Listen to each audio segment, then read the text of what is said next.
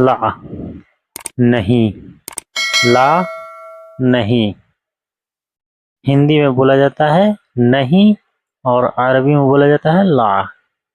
तो मैं आना, मैं आना, मैं कहने के लिए आना का इस्तेमाल होता है, आना यानी मैं।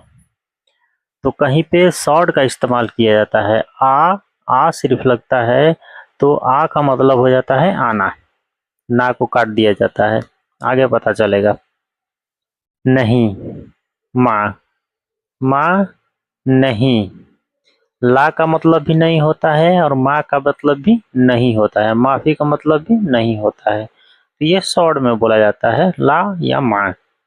नहीं, देखना, शुभ, शुभ होता है देखना, देखना यानी शुभ।